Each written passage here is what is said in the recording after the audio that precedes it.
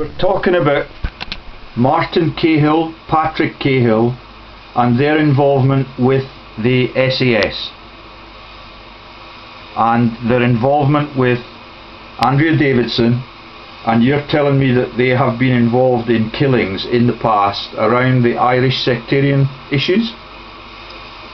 Well, from my understanding, the person that lived in a caravan at Andrea Davison's property, which was attached to Alison Arridge's property, was a dubious man of Irish origin, and this all was around the time that Sir Jonathan Aitken visited the same isolated farm property where there were two cottages conjoined. One was Alison Arridge, the other side of the property was Andrea Davison.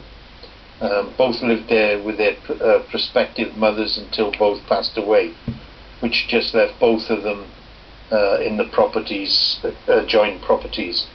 But yeah, these people recruit mercenaries and ex-SAS guys to do the dirty work. And from what I can understand, there's a close connection with gun running to various factions in Ireland during the Troubles. And I think that links to Kevin James Cahill because of his ties with the Irish Army, which was the normal Irish Army, but he has strong connections via Lord Laird Artigovan to other company affiliations linked to Finchley Road and 788 Finchley Road. And which one is the advisor to Ashdown and Prime Minister Brown? Kevin James. Kevin James. So he's not mentioned here. That's not a pseudonym for any of these other ones. No, but looking at the company that you mentioned to me just now, is that Company Directors Limited and Temple Secretaries Limited are the founding structures for that company. And they are the founders. So yeah, because what they do is they're the structurers for over 200,000 companies that are linked to fraud, theft and money laundering. They are, and that's not just hearsay. There are articles which specifically name the directors who control Company Directors Limited, Temple Secretaries Limited and BC Secretaries Limited, and there's about 7 different interlocks that also operate out of Winnington House to Woodbury Grove. They're the same directors. And what would the company in Exeter, doesn't it look to me as if it's very active in anything? And that's the company that... Well, it doesn't have to be. If you check the financials of those companies... Well, they've only got a share flotation that was worth £2, and it's now become worth, the net worth of the company, about £800. Yeah. And I can't understand how anybody can gain by making that much money, you know, even in the course of a year. And my wife, or the woman that's registered 3 times with the same company, is not even part of that profiteering. It's 100. If you look at the structure of it, you just get a pie chart that shows you that everything belongs to the Cahill guy. Yeah. So the issued share capital was £1. That's right. And the latest shareholders' equity is 807, and that's Patrick Cahill, 100% ownership. So my wife's been registered with a birth date in 1922, another one in 1945, and I can't remember what the third one was, but none of them is my actual wife's birth date. It looks as if they're using my name to implicate my wife in something evil. Yes, yeah. However, there is the backtrack that you go through the companies registered to the doctor, Hancock's. Yeah, okay. Which you've already done, have you? Well, I didn't pay much attention to that because I couldn't see anything sinister. I couldn't see any of the legendary directorial fraudsters. Would he have been? Is that the same one, born in 1953? So I haven't got that site open. What was the name of their company? Well, it's Stephen Hancock's Limited. Oh yeah, I've got a date. And then he if you scan down his corporations, is one FDI World Dental Press Limited, Outlaw Theatre Limited, and Stephen Hancock's Limited. Yeah. Now, I'm just going to go on to the one because... So the Outlaw Theatre one is interesting for the involvement of the Italian man. He defected at the same time as my brother-in-law's civil partner came into the business as a director. That's right. So, and his name was Marco, what is it? Polo. No. Oh, there you go. Oh, you see, it's somebody's deliberately trying to mess me up here. I'm just going to... Sorry, I know how to get back. Now, with FDI World Dental Press Limited... Yeah. Can you click that one on? Yeah. Well, I'm not looking at it company check, but I'm looking at it in OneNote with all my archived data. Yeah. So Fullwood Place, WC1... stands out to me. Just wait a minute, I want to make sure that I... And Fairfax House, you've heard of that? Yeah. Just wait a minute, I'm just checking a name. Within the directorships of that company. You see, he's the editor or some such of the British Dental Association, so it's a big... And this is the man that referred me to Michael Heseltine for a healthcare job. Is it? Yeah. In the period when I was not alleged to be just loafing around and not looking for work. But now that I find what my wife is working at, it's quite alarming. But I don't believe that will be her, and I can't... you know, she has been going to the south, and how much would it cost to register yourself as a director or a secretary with a company like this? About a pound.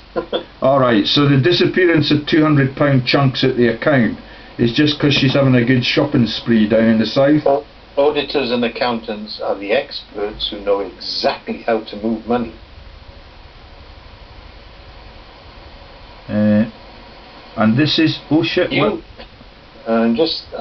when I look at that, I see they've got Fairfax, Springfield, that's America, Chantilly in France, Haymarket, Bristol, Manassas. Where's the Manassas Air Base? Manas, Afghanistan. Alright, Manassas National Battlefield Park, Bristol, Prince William Forest, Washington. The Manas Air Base is a US air base and NATO air base where two companies called Red Star Enterprises Limited and Minicorp took over $1 billion for failure to deliver and being paid for fuel, aircraft aviation fuel. Yeah. And this is what links. And did you listen to Fetzer's interview? It was very effective. I thought we did both quite well. I haven't listened to it, but listen to me. If you look down the companies of that... So why has World Dental Press got maps of Washington, USA and... No idea. And France and Springfield, which is where Homer Simpson comes from? And the original Ponzi operated from, did you know that? Yeah, well, I'm just saying is that I've gone down there, I've seen a guy's name called John Fleming. Oh yeah, I got excited about that. I thought he might be on the Fleming listings. Yeah, but there's many ways to check. And the other thing that's just dobbed up on me is First Directors Limited. Let me just see where they... You're still in World Dental Press? FDI it is. FDI World Dental Press, yeah. And there's a company called First Directors now, because it's got 42,717 companies. It takes a long time to load. And while you're looking at if you look below it, previous secretary name was First Secretaries Limited. And that's got 51,275 corporate affiliations, of which 45,287 are resigned and 5,988 are dissolved. Now, if you were a bank, you would regard that as highly suspicious. Okay, There's the link. It's 72 New Bond Street, London, and that's linked to multiple mail forwarding services. So where have you, I'm looking at their director listing now. Where are you finding the Bond Street, London thing?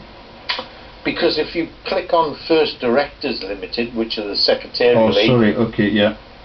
and you click that on, it comes to that Bond Street, and this is where you find the boiler rooms that are set up like. Why can I've got the directors up, but I can't find First Directors Limited. Is that a former, previous secretary name? If you scan down, it'll say previous directors.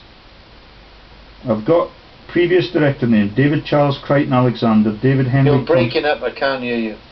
David Charles Crichton Alexander, David Henry Thompson, Johannes Tunis Barnard, Tin Chung Wong, but I can't find the company. Just if you go down to previous. Yes, Estingard Fleming, Christian Fennell, Alan Fuller, Meadmore, Pedersen, Seeley, but there's no companies. No, listen. Because I copied this a couple of days ago, and I've got. Yes, I did. I know you did. I was looking at John Fleming. Oh, I see. You went into John Fleming and then found it. That's right. Ah, okay. Which led me back to this 72 New Bond Street. So I've just clicked on that. It'll take a couple of seconds to open. Yeah, just go back. And what is the name of the dodgy 40,000 company? I'm writing on notes as well. Well, it's First Directors Limited. It's called. If you look at the company with John Fleming in it, is Myriad Bloodstock and Communications Limited. Myriad. That's Mike Yankee Romeo India Alpha Delta Bravo Lima Oscar Oscar Delta. So I click on that from his site. From his site. And he's in Kilkenny, Ireland. Yeah, that's right. This is where Kevin James Cahill and his cohorts come in.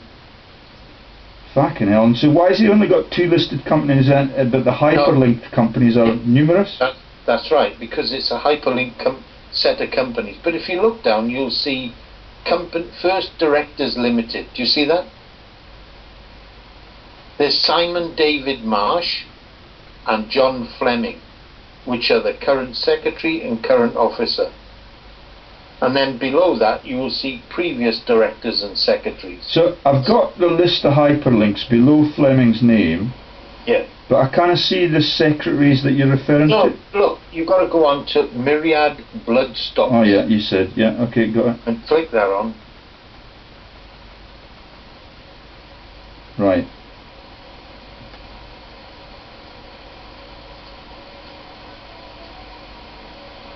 And you're familiar with most of these names, because this is a little... Yeah, First Directors Limited I am. It's like an SES business club?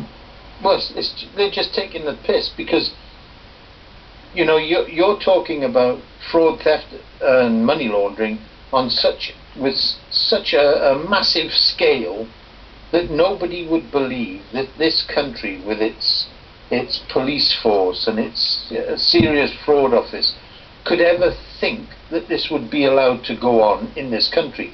Well, for a start, they're bunging money to politicians and incorporating them to give them a veneer of respectability in these fake oil, gas and mining companies. But in order, when they've stolen the money, they have to launder it. And you don't just move checks of £50 million, because that's too easy to follow. So what they do is they subdivide it up into thousands, £50,000, into hundreds of shell companies, which is what Andrea Davison was running. And the net worth of the company Myriad, is minus 75 grand. That's right. So they're out of Hungerford, where we had the massacre. And my brother-in-law has got loads of friends at Reading University, where they have a dental school. Yeah, well, I'm just saying is that don't look for, sort of divine intervention to attributing it to something else. just look at the facts, the facts are that these are recorded companies, recorded directors. They'll all be recorded in Companies House and have a company ID and a director ID, and that's a forensic trail. When you've got companies like First Directors Limited that have a total of 42,717 companies under that little name, when you click on First Directors Limited, and as I said, because it's got so many directorships, it takes a long time to load to list all the companies' names. And this is why it's such a useful search engine to be able to track the financial money trail and identify those directors who are the registered directors of these fraud assistance networks. They're sort of support structures to set up, because they're accountants and auditors, albeit dirty, to set up money laundering structures as in a boiler room. And we found this underneath my brother-in-law's registers, or one of the Cahill registers. That's it was the World Dental Press. That's correct, and that's Dr.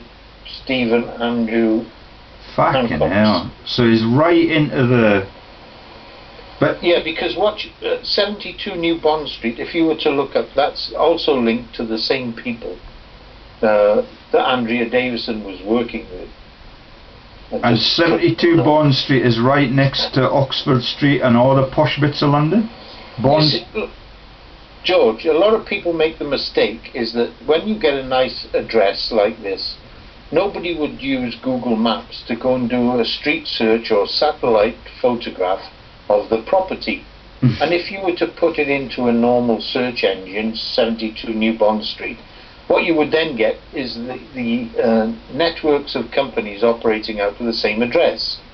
But nobody would believe that this highly secure country can have companies like Temple Secretaries and Company Directors Limited that can launch over a 250,000 companies that never file financial documents and all dissolve without somebody raising a red flag and saying, hey, this is not right, why don't we go and do a check? And the reason that they don't do a check is because the interlock addresses to 788, 790 Finchley Road are places like Winnington House, 2 Woodbury Grove, North Finchley, and 923 Finchley Road, 1033A Finchley Road, 665 Finchley Road, 420 Finchley Road.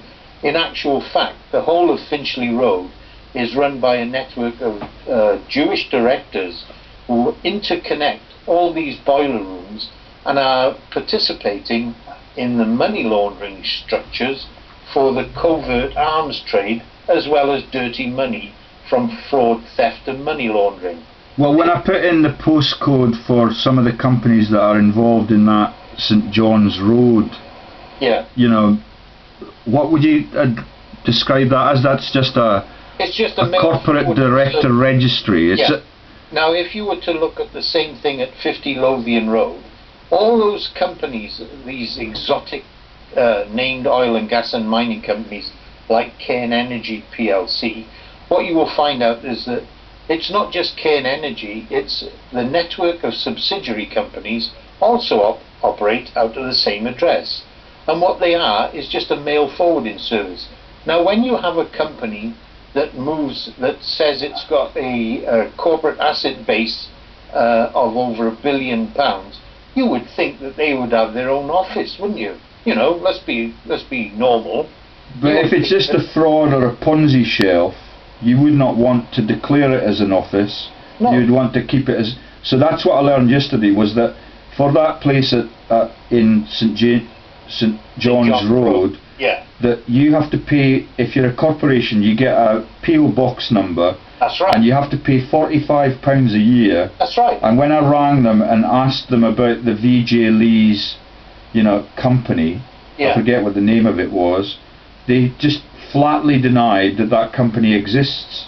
That's right. And when I cited the details and the sources and the website that it has which is very, very sparse. There's no facts there at all. No, because in Exeter in the West Country. Yeah. They just said, no, it does not exist, so there's no way that we can help you with that. No, because if they do admit it, it'll show that they're just a front. Yeah. And what I also learned, when I hit the postcode for that place, yeah, I also got hits on the Finchley Road centres, and people of the magnitude of the De Beers family. That's right. I forget the name of the... As I said, if, you know, when Sir Mark Thatcher was done for the selling Hawks, you with me? Hawks an aeroplane, is it? Yeah, it's an aeroplane. I work with them at Brodie. They munition companies and like BAE Systems or British Aerospace, that when they sell aircraft and munitions to foreign countries like Saudi Arabia, what they like to do is keep their records clean before it's answerable to government in the covert arms trading. And when people get bunged lots of money, like Sir Mark Thatcher, for setting up the deal, courtesy of his mummy, they don't like a money trail. That how much money has been bunged to certain people, you know, for the dirty money for doing the deed. People like Jonathan Aitken were all involved, and this goes back to the days of Astra Holdings, where Gerald James declared that his company was set up by Stephen Koch as a front for money laundering, specifically in the covert arms trade to Iran and Iraq, and moving vast amount of munitions through Jordan. And to do that, you need money laundering vehicles, which they set up like places to operate as a boiler room, like Finchley Road, and the directors that control those 5 or 6 interconnected corporates operating out of the same addresses. You can't, if you wanted to follow a sales of 25 Hawk aircraft, which are, I don't know, 30-40 million each. I can't remember the cost of them. However, you're not going to find that the sale was just delivered in cash to BAE Systems or British Aerospace. You will find out that the money was moved through a set of covert network companies to hide the money trail and who got bunged what. So it's quite shocking. And I mean, when you tell me that you've got forensic documents and that you pay for access to some of them, what would happen if I sent off for the details of the Miss Valerie Jane Lees, Mrs. Valerie Jane Lees, and the other Mrs. Valerie Jane Lees that two have different birth dates, the third person has no birth date at all? No, because so if I looked for it's an unknown. Look, with the best way to but if you pay the £2 or whatever it is you have to pay to get the facts on when that person joined the company and what their status was, do you get a street address for where that person can be contacted? Yes. And what you then have to understand is that people like Andrea Davison, she was running multiple shell companies out of her boiler room, and she claimed that the directors of those companies lived at her address.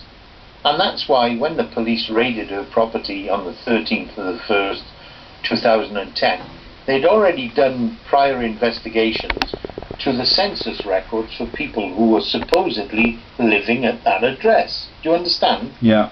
And that those people were directors of companies that she administered.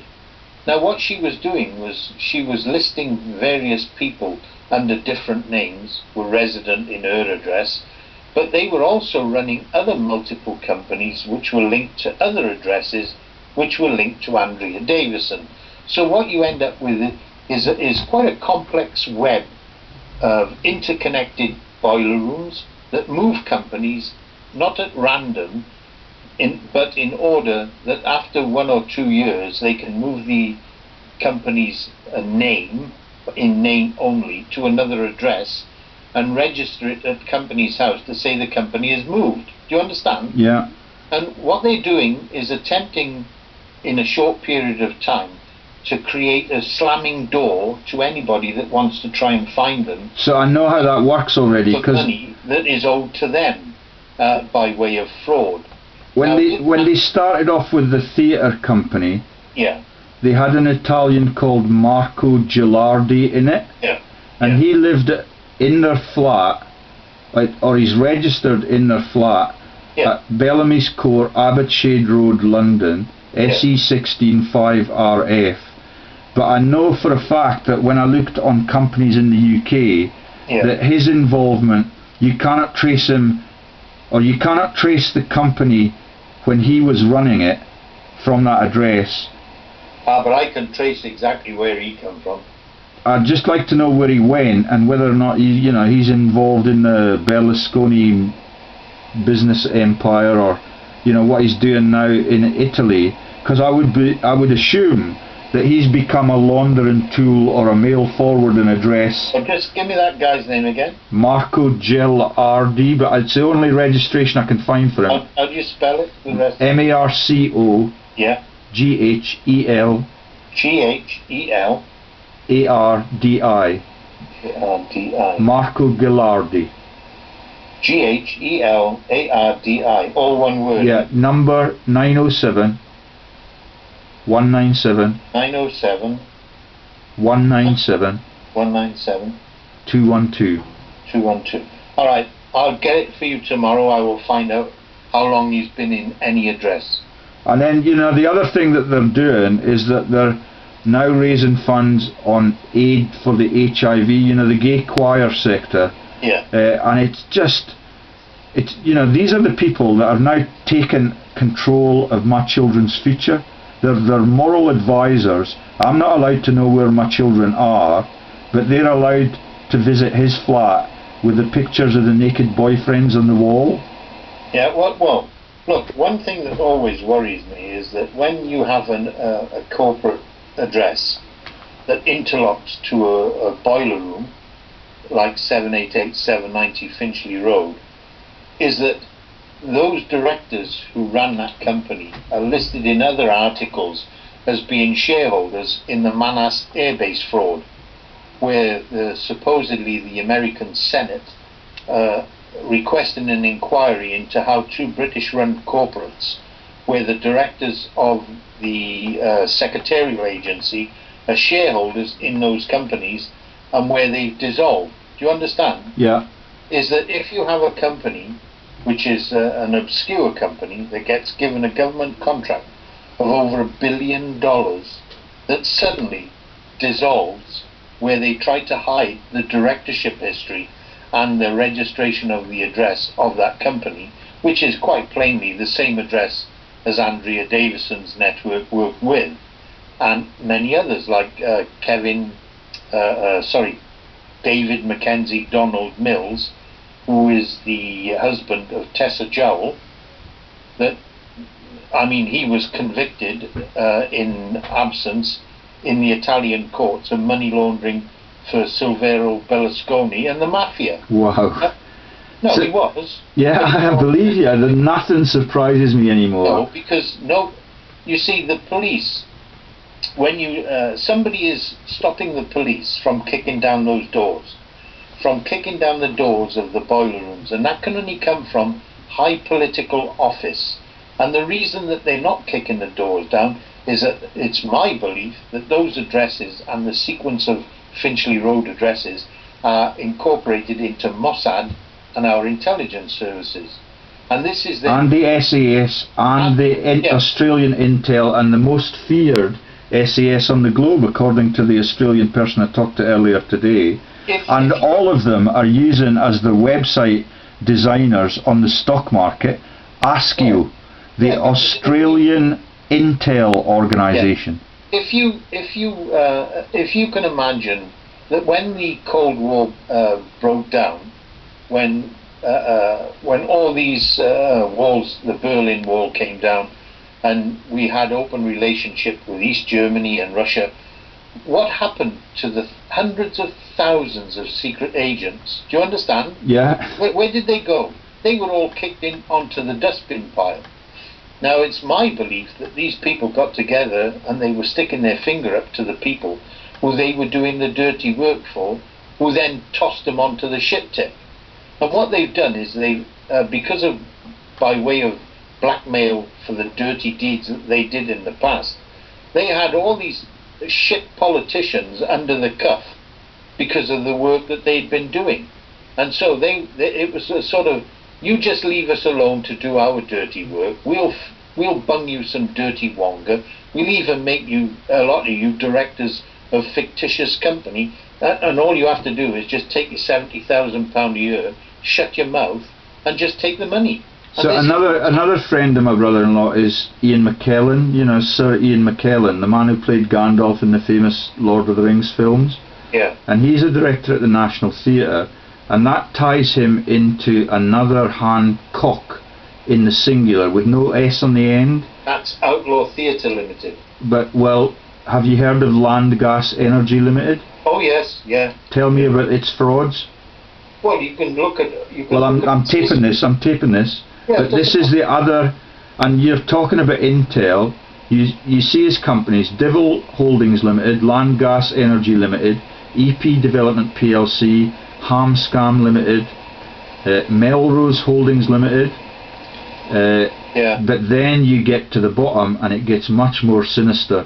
AXA Equity and Law Public Limited Company, MRC Pension Trust Limited, that's a Medical Research Council, and I've been having little run-ins about whether or not the imposition of student fees by the former head of the MRC is actually theft or fraud at all. He's claiming that I'm being offensive when I make the case that students are being robbed in British universities. That man's name is no longer associated with Cambridge University or the MRC, but he has been a major figure in British science, and the interlocks with pharma that we talked about in a royal context the other evening. His next companies down the list are Investec One Limited, Cumberland Lodge, I told you where that link came in, didn't Royal National Theatre Enterprises Limited, who have no money at the bank, and on the board there with McKellen and this Hancock is my mate Joan Bakewell, you know, the head of the ethics committee, the moralist. The Royal National Theatre, the Britam Drama, and then at the bottom we've talked about Intel, World War II, about Fleming's involvement. The bottom listing for 6 years for Hancock is SG Hambros Bank Limited. That's right. Hambros that run the SOS for the whole of World War II. That's right. That's right. So if you were to... And my wife is accusing me of evil behaviours. if the facts are, if you were to look at your links that you just mentioned now to Investec, remember that? Yeah. That will be a massive company involved in funding pensions nationally. Yeah, but okay. Take this slowly and try to get your head round it. Shall I have a look at its directors, or shall I just listen? No, because it's split into hundreds of variations. If you refer to the film ABC Four Corners, Bad Company, you will see that the gentleman who was being questioned in London at the registered address of JCI Limited. That's the man with the hyphenated name. What was his name? Yeah, Mark Wellesley Wood. Yeah. If you were to check his companies, you would find out that he is one of the dirty people because of the companies that he is running at the moment. He is also one of the directors of Investec. Yeah. Now, he said that he was acting on behalf of shareholders who wanted to make sure that their money was not going, being abused. He was also a director of the mine that owned the Vatican. Oh, the Fijian fraud, where all the people lost their pensions what they did was they sold that mine because it was a loss-making mine for $1 plus liabilities in order to get out of their sort of accounts to the pension funds for its workers and the reclamation cleanup costs. And by doing so, they threw this anchor from around their neck, but they moved it on to a complicit network of interrelated con artists to carry on making millions from a Ponzi scam. Because that mine in the Fijian coup, where the rebels took over, the staff abandoned the mine. Now I know with my mining experience that if you lose power for 2 or 3 hours, your flood control systems and your water movement stations are all standing static as the water builds up. And when it starts to destroy substations and mini-subs, the cost of reclaiming that mine would have been horrendous. So it is my belief that the shaft that they're talking about, where these super high grades were discovered later on, to pump the money up for the investors to invest in that company, is nothing more than a flooded hulk. And that's proven to be 100% correct, because Vatakula Gold Mines has delisted from the alternative investment market recently. And not only that, one of the directors is a guy called Ian Colling or Ewing, also hyphenated, but he is also Lord Ian Colling or Ewing, a senior Conservative member of the House of Lords. Yeah, it rings a bell. So I know from my publications that I have caused great alarm and despondency by printing and publishing fact on how they are stealing billions. That's the way they are. So my man Hancock's still on the board at Investec 1. Yeah, well, I can't yet see and Right Honourable Lord Charles Eric Alexander Hambro. Yeah. Oh, huge names. That's right. Sir Michael Dacre Butler. Yeah. Now in Val's fraud, the easiest way to con somebody is to find out who's got money in an account. And she had money in an Investec account, and that's how she was approached, with the knowledge that she had money. And these con artists work for them by various degrees of fraud networks. They were the ones that approached her long-time family insurance agent to invest in this Ponzi scam. And how many, like this is Investec 1, yeah, no, how many shells? Oh, hundreds. Oh, never. Yeah, hundreds. You in London alone? Oh, all over the world. Because Investec is now on the rugby shirts in New Zealand. That's right. Oh la la. Right. It's such a massive structure, is that to understand the magnitude of fraud, theft and money laundering, it's not the people who have lost the money, it's the people that run the banks that are stealing it, not only from their own banks, but stealing from their client base who they know have got money in. Do you understand? Yeah. It's a shortcut route to knowing who's got money. Well, I mean, I'm just quite stunned. Like, there's a Vardy on the list, one of the car magnates at Sunderland, you know, where you've had Zionist leaders of the university for several decades and filmmakers. You know, the man who made the film Chariots of Fire was the boss at Sunderland University when I was working there. And, you know, then you get down to the Hambros, and they're just household names that Right Honourable Lord King Robin Lee Pemberton.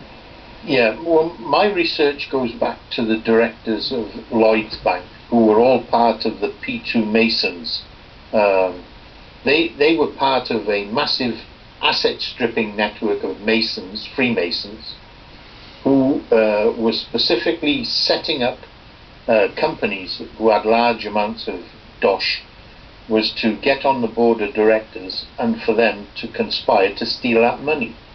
And the way they stole it was much the same as they steal from the banks, like Royal Bank of Scotland, Barclays, Lloyds. It doesn't matter which bank, is that you have to have complicit directors on the board of directors of the bank, and then identify your mates, your Freemasonic Lodge mates, how you can move money in shell companies out of your bank to these exotic named uninsured, director-only cash shells, which are these exotic name oil, gas and mining companies, and purchase worthless shares, and then at the end of the day say, well, it was a bad choice of investment and we'll now knock it off as a toxic debt and cancel the money that's been stolen. It then gets, the bank gets saved by the Bank of England to print some more money to cover the poor investors. So could I just take you for 5 more minutes back to the low life and the involvement of folk like my brother-in-law in this, if he indeed yeah, but you can't prove that for the time being. No, but I just want you to explain how, when they make a tiny issuance of share capital, yeah, how long that share holding will be available on the market. Is that into the AIM thing that we discussed the other day? I have no idea. I'd have to look at the corporation. Because it's such a small beer investment, and the return, it's an 800-fold increase in their investment. Yeah. But I assume that is only just... It has to have an asset base to declare its income as being rising the share price. So what is an asset base? That's a corporate office? So if your company wishes to purchase an undervalued asset, which on exposure you turn around and say, well, it's worth a lot more than that. So it's an undervalued asset that you've acquired. And so then you get it reevaluated to say 20, 30 times what was originally quoted to what you purchase it for. And who makes the evaluation? Well, this is where the overlapping directors from other... Yeah, because what bloody you get is directors of parental companies who also own exploration geologist companies, who then make this is specifically to mining and oil and gas, who then claim to have a drilling company, which they're also directors of, that give a report to the shareholders to say that they are hitting, or they've hit a gas source, or an oil source, or a gold. Oh, and then it explodes to 6 billion. Because they issue this JORC reserve of their findings on the drillings or the core samples, is that then they can issue an RNS, which is their regional news sort of report, which then sends the share price skyrocketing, and then 2 months later they say, it wasn't as good as what we thought. There was a problem with the sand evaluation of oil in the sand, or this was an extremely rare seam that we struck. I mean, these people, what they do is specifically talk the price up and talk the price down. You understand? Yeah. Well, I'm just looking at the Asset and Business Consultancies Limited again, the one where you've got that's right, the couple of Cahills and the 3 forms of identification of my wife's name and the use of her middle initial. Now, I don't believe that any of those will be traceable as my wife, but the only way what you can do is look at the website, find out if they've got a telephone number and wish to speak to that director. Oh, well, no, she's packed up, you see. Every one of them is folded, and the Cahills have now taken over completely. Yeah, but surely the secretarial company that handles that account should be able to give you a forwarding address if you want to contact them. Alright, yeah. Do you understand? It's just that they're listed as having £2,300 of cash, £7,000 of assets. Well, that would be held under a company account, wouldn't it? Yeah, and that was evaluated in 2013 at the end of April, and the next accounts are due in 2015. Yeah, but because the company is dissolved, isn't it? Yeah, no, the company's still going as far as I'm aware. It's still active. Yeah. Alright, so if it's still active, it has a bank account. Alright. And the way, if you want to check them, I said I can do a check tomorrow for you. I have to give you the money back. How much will it cost? No, it's alright. I've got... Because I'd just like to know if that woman that is trading under those 3 VJ Lee's identities, just wait a minute. if they're trading out of my home, then I'm gonna bust them for this.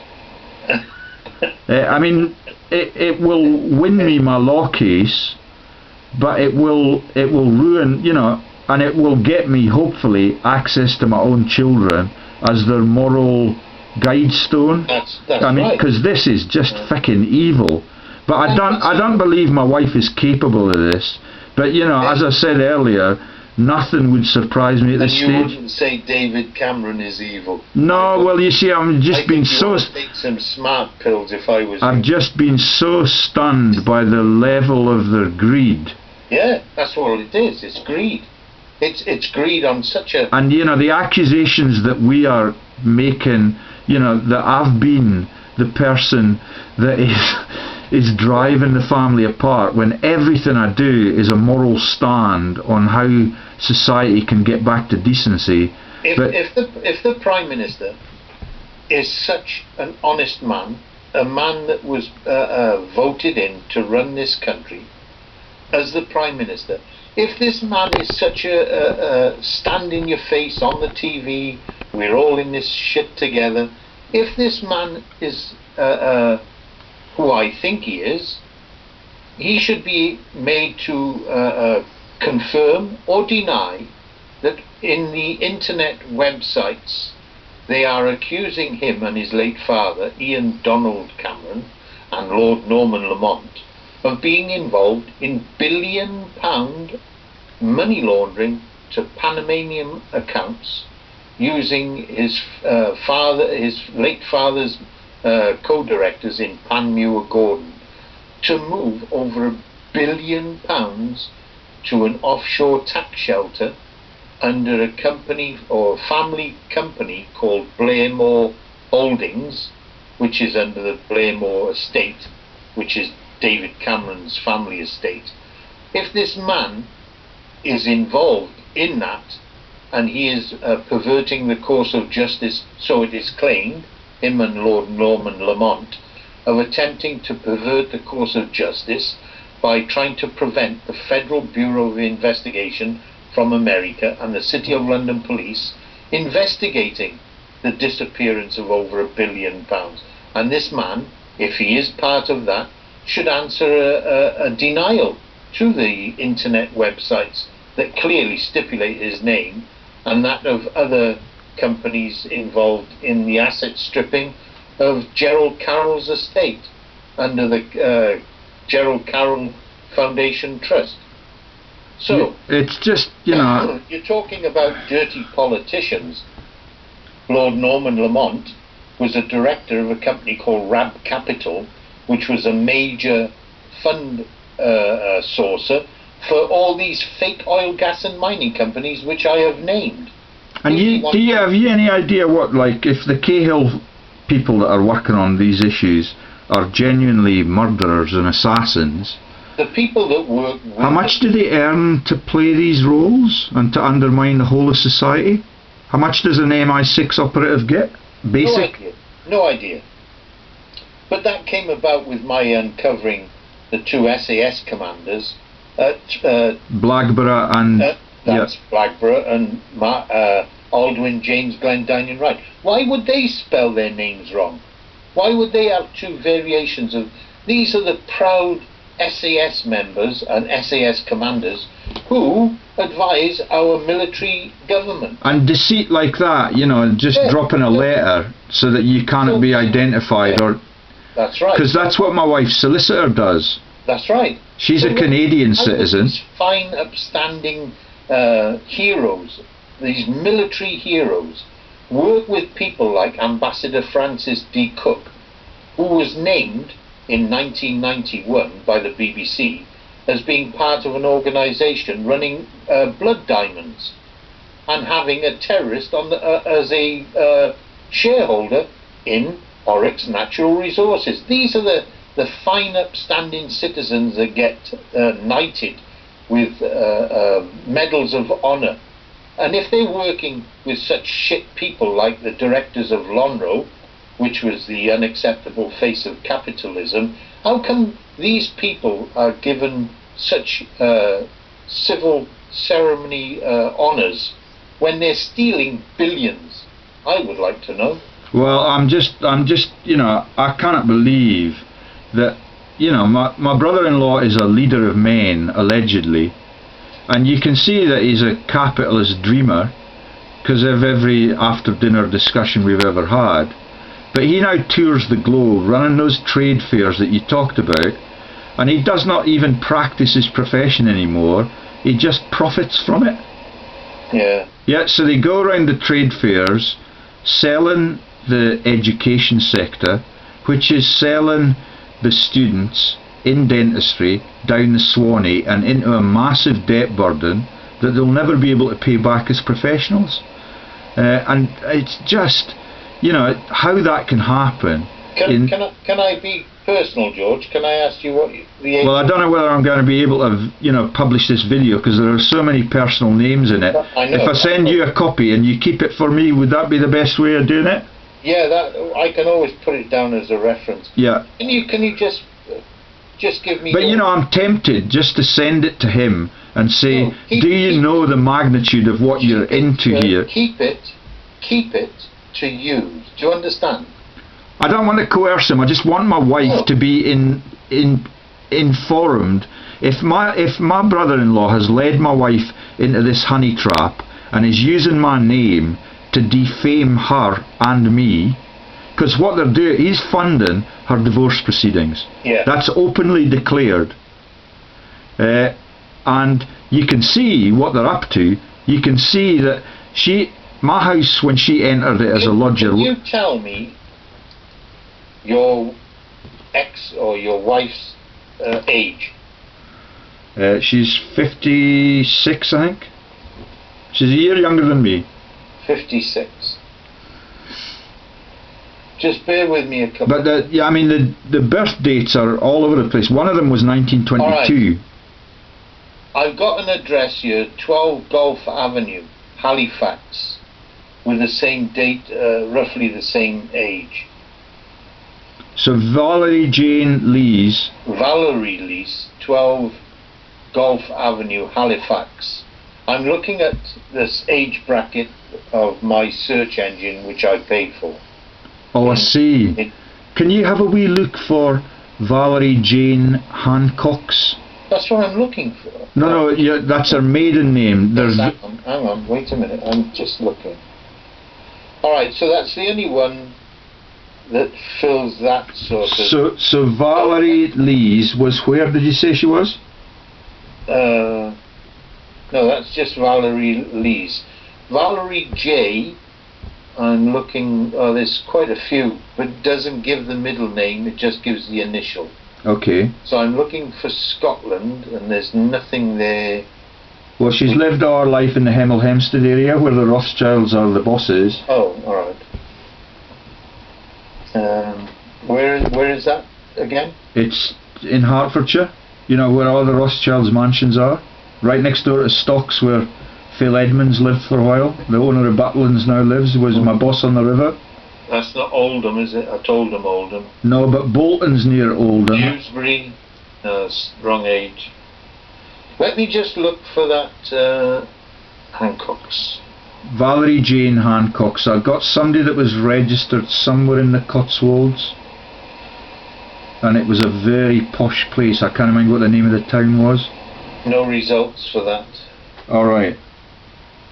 Sorry, Valerie Jane Hancock's, yeah. No results. Well, I said there's how many altogether? Valerie Lees, I've got quite a lot. And can you see the companies that they come up with? No. None of those. It gives the recency of their residence at that address, at the address, and the people that stay in the same address. Anything in Woburn? Where? Woburn, where the golf course is.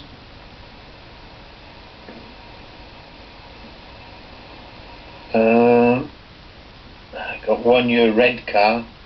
No. That's where the racetrack is, isn't it? Dewsbury. She was working in financial services or consultancy. You know, the first job she got when we got married, and before we started having the kids, but it was for less than a year, and then we got pregnant. But she's taken, like, I'm really worried about the implications. She's taken every file out the thing, so I cannot see even what we've. I don't believe that I've got the title deeds to my own home. Now that is a crime. Oh yeah, of course it is. She's taken the title deeds. She's refused to pay the insurance on the house. And what's your middle name? I don't have one. You don't? No. Like me, common as muck. Well, I'll never have been involved in any business, running of any business. No, that's right. I filed a couple of patents, but way back when, and you know, they're all busted and we never exemplified them. No, I'm checking yours to see if there's any. How old are you, George? 57. I was born in 1957.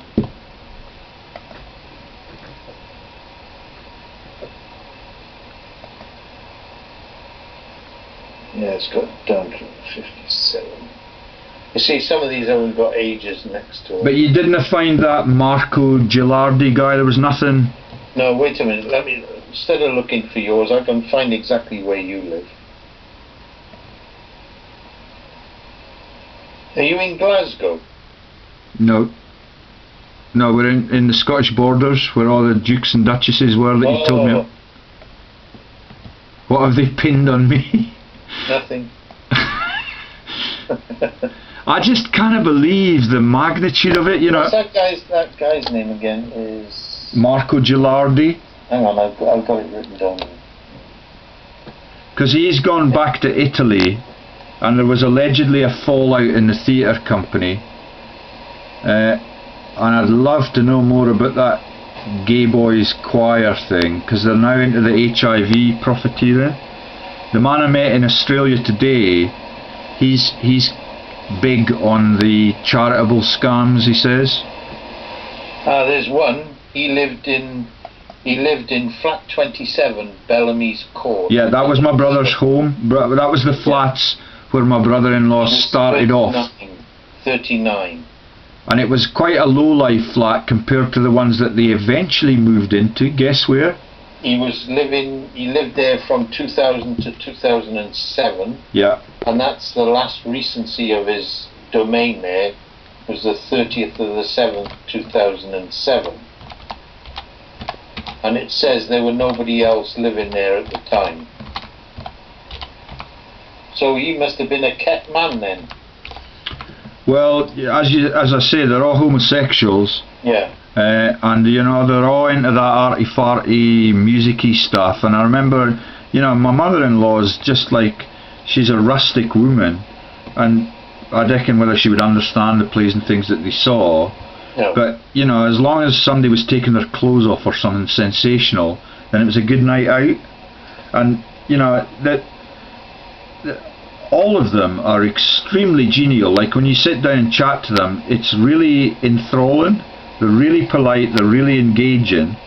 You'll have to get rid of that microphone and get... Oh, sorry, I just had it lower down on the... But that you cannot find the Valerie Jane Hancocks that I found in the Cotswolds? No. I kind of get... Even Stephen Hancock's. Well, he's Dr.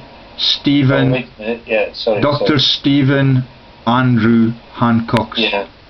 Oh, mine's just crashed when I try and find Valerie Jane Hancocks again. Whoops, error 500. Yeah.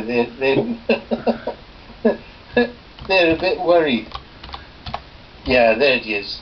Flat 27. He's age 60. So this is Uncle Stephen. Yeah. Yeah. But he was. And have you found him? Have you found him registered at Bellamy's Close as well? Yeah. Oh, because I kind of find that this is your special subscription. Right. That's right. This is what I pay for. Okay, so where else has that Gilardi guy been? he is now living at Little Stainhill Farm Lane, Dun. That's right. It's a massive mansion. It's like the block of flats that you describe, because it used to be a home. He was previously from 2010 to 2011 living at Flat 8, 12 Aragon Tower, George Beard Road in London. It's the same guy. Canary Wharf. You know the place? Yeah, I know where it is. Looking down onto the HSBC and all those magnets. He is now in 2013. Little Stainhill Farm Lane, Duns, and I'll tell you who he's living with. Yeah, Philip Giorgio, the director of the Gay Boys Choir. Yeah, that's it. Yeah, Philip William Giorgio. Yeah, and you know they were all gay boys. 55, yeah. Now in that Stephen and they lived in Finchley. The civil partner was a school teacher in the primary sector, and you should see the images that they've had on their flat since we started to visit it. Well, that little the purchase price that they paid in 2008 for that property was 645,000. How do you find that out? Well, because I pay for it. So you see, this is my wife who claims to be financially decrepit. We've got 6 figures at the bank because of the savings I put there. She joined my house as a lodger when my house was already worth 65k. The only thing she owned, in inverted commas, was the hire purchase on her car, and she's taken me for everything that I've got, plus costs. And the costs bit I only discovered this morning. Yeah, that Flat 8, 12 Aragon Tower. Let me just check to see. Yeah, Philip Giorgio was the only other person living at that time, 2010, 2011, with Stephen Hancock's. And that was the registered business address for what? No, it's no. All right. I see that. It gives the it's a leasehold property, and transfer date was in 2006. And when you look at their dental companies, you cannot see my wife listed as an employee. You cannot see the employees there. No. It just shows I pay for the census records of addresses and the property. Do you understand? Yeah. And so what it lists up as a leasehold property that they purchased on the 27th of the 5th, 2009, and they paid 267,500 for it.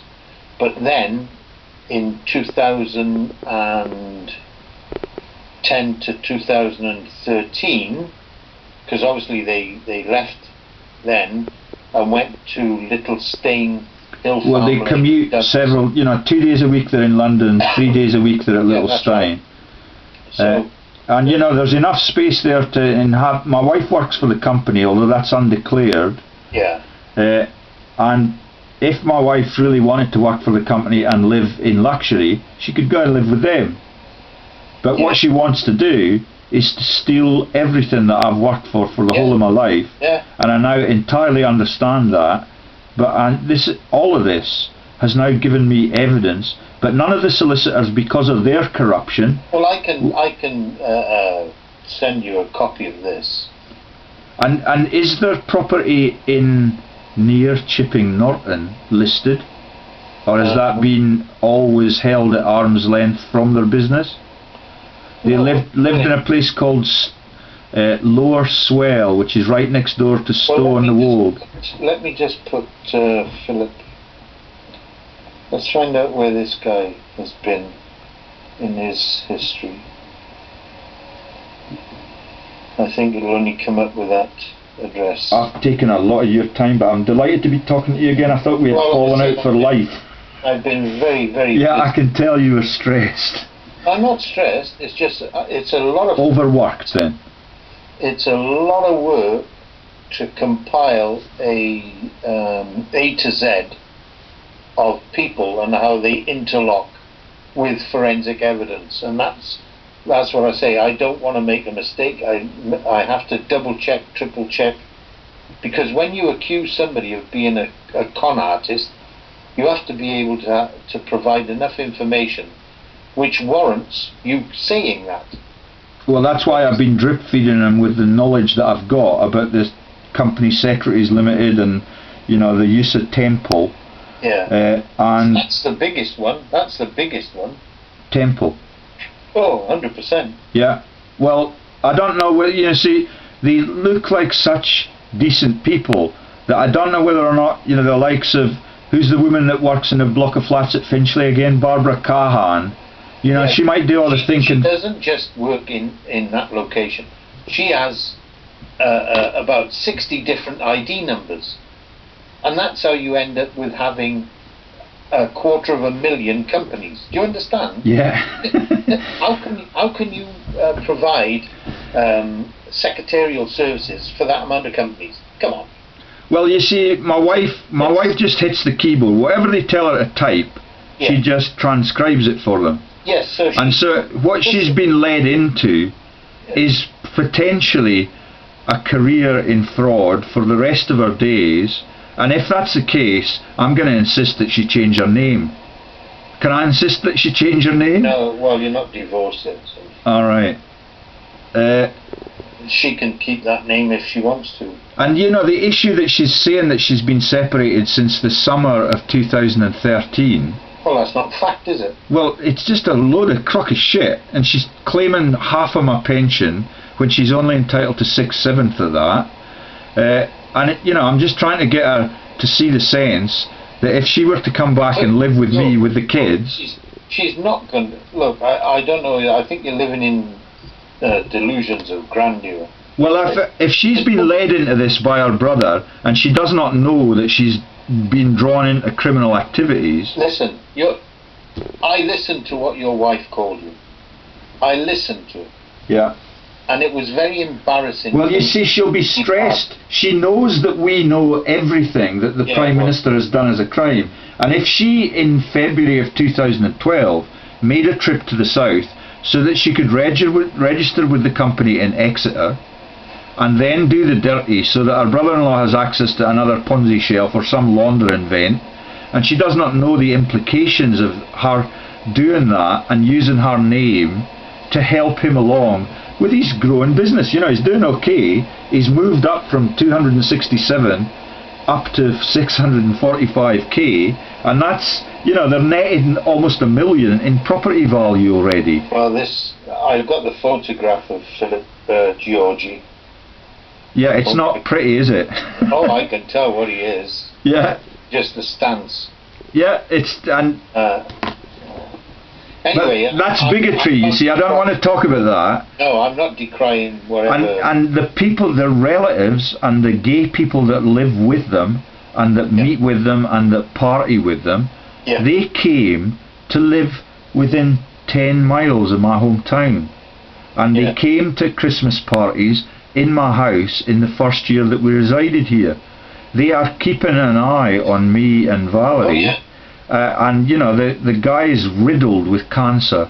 Philip can hardly walk because of his back pain, and that was, you know, before I sent them this data. So that's Philip William Georgi. Yeah, but now you can't find any. You see, I just clicked his name on, and it's come up again, the advert for company formations 24/7, which is Winnington House 2, Woodbury Grove. As I clicked it on. Well, that's where they used to live in flats in Finchley Road somewhere. Yeah. Well, they're part of this, I will assume. But that will just be looking for frequently used descriptors that you look for all the time, like Google Ads does. No, as soon as I clicked his web, he's got a gallery with his photographs. On the stock market, on the business registers. It's called philipgeorgi.co.uk. Oh, tell me about this, I've never heard of this. Alright, so it's related links. He's got a gallery. Let me just see if I can see the bottom. Oh, with any luck, that will be Lord McAlpine's gallery. But it says, yeah, you see, it's related links, Hanes beefy T-shirts. But the advert keeps flobbing up, you know, for this Finchley Road boiler room for company formations. £16. And when I'll have to look up philipgeorgie.co. How can you pay? Listen, how can you pay £16.99? You know, it says 3-hour company formations, just £16.99. Get started. Plus you get £50 cash back. How can they give you money more than what you spent to register a company? Somebody's taking the piss. But that is just an advert, but that is not directly linked to Philip Georgie. No, but it's one of these flyers that they stick on to the people within the network. Do you understand? Yeah. Yeah, good. Because sometimes you're a bit slow, eh? Just before we close, and yeah. I assume that I'm going to run out of batteries on my camera any time now, but have a look at his activities in the London Gay Chorus. Yeah, but is he registered as a director? Yeah, it's on his listing somewhere. Yeah, alright, I'll find it now. Because I just wonder if you... My missus gone to bed. Alright, sorry to keep you, but I'm delighted that you're giving me the because you know, when this is so close to home and my children, you know, if my children end up as criminals because my wife's so greedy, then I will never forgive her. And all of this is coming out online, no matter what the reputational hazard is and whether they might sue me or not. I'm going to publish it and I'm going to make it quite plain. Just make sure that you have the fact, and what you have to do is make sure you go over it again and again to make sure your facts are correct. Oh, there you go, that's a fact that's correct. What's that, wind attack? Yeah. That was parsley sauce. It looks quite good now, because when the company check site crashes, it says whoops and error, and I can see that quite plainly as I make the video. Oh, they know. Yeah, well, they know. I told you who runs Skype as well. So, well, I gave you the link to go and have a look. And have you noticed that ASCII link? Everything that we talk about that they change, it's ASCII, which I've learned today is the Australian Intel run out of Wimbledon that are monitoring and changing these websites. I'm just bear with me. 1959, 3 to active. That's the ones we went over before, isn't it? Outlaw Theatre, London Gay Men's Chorus. Yeah. Let me see if I can find them. I've got active 2007. Georgie, there we go. Oh, I see he's packed up in 2007.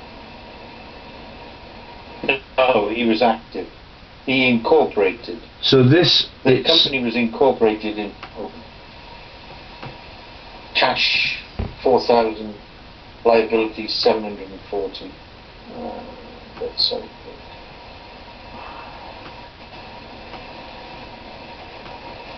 So he's ready. That's the one with Swift Incorporated. He's company secretary and director for the Hancocks Limited outlet, the London Gay Men's Chorus. Have you found that yet?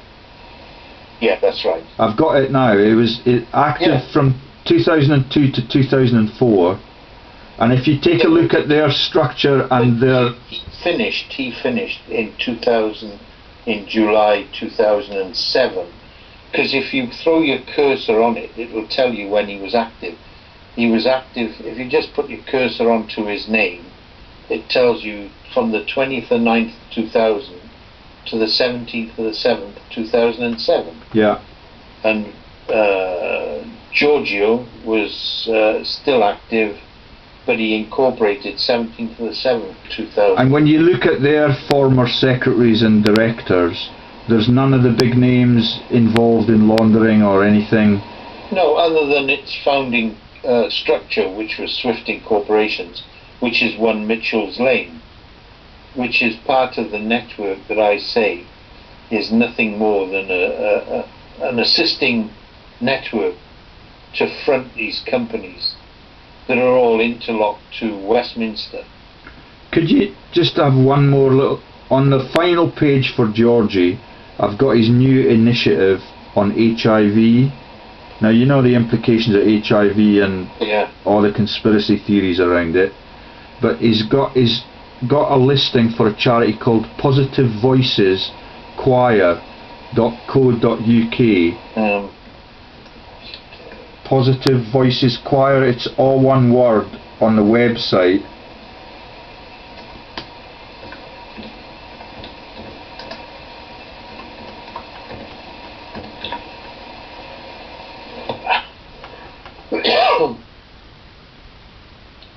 And I don't know whether it'll be a registered charity, but the concept that it's a .co.uk, let me see if I can find it. Positive Voices.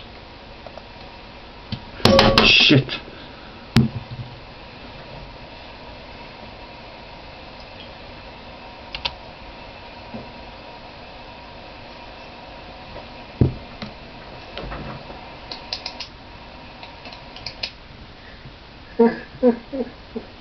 Is that yawns? Yeah. I'm getting guilt now. I can't find the delete. You can't find anything on that? No.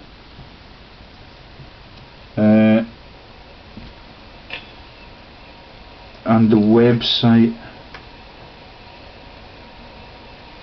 But if that Philip does not have a... He does not have a middle name, I don't believe.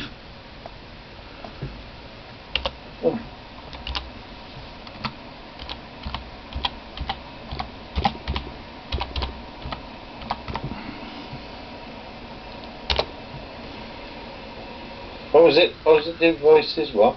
Oh, I've got Positive Voice, but that's based in Edinburgh, Midlothian. Yeah, I checked that. Positive Voices Choir.co.uk.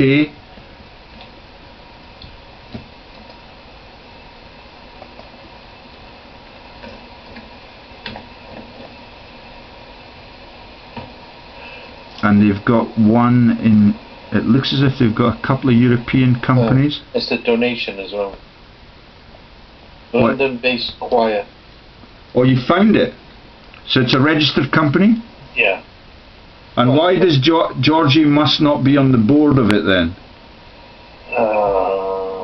Wait a minute. It's registered as a charity. Yeah. It's got a website.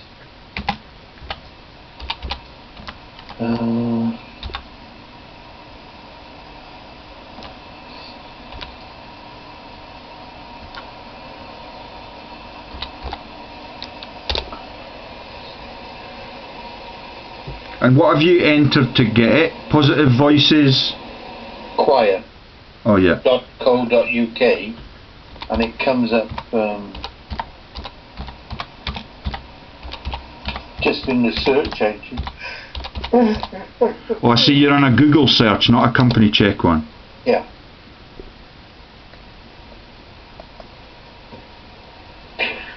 Oh. Looks as if Positive Voice Edinburgh has collapsed. Big deficit. Well, it's a choir for people who are living with HIV. Yeah. And it's Positive Voices Choir 2014. And have you got that in company check? No, I haven't. It's a charity. Alright. But just that the co.uk thing sort of implies that it's... It's got a website. Alright. Contact is... Let me just see.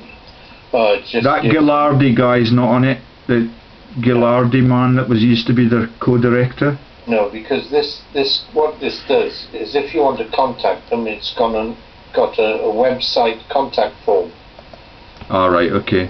Doesn't give an address. It's just that, you know, it's pictured right in front of the sign on a publicity event with Philip Georgie right under. Yeah, I know, I've got it. Founder, Philip Georgie. It's got his email address. And he's not got any other partners named or anything on it? No, it just says here that he's, in the past, he's sung with the London Gay Men's Chorus. Yeah. The Royal Opera, Sydney Opera House, the Royal Albert Hall. Oh, they've been everywhere.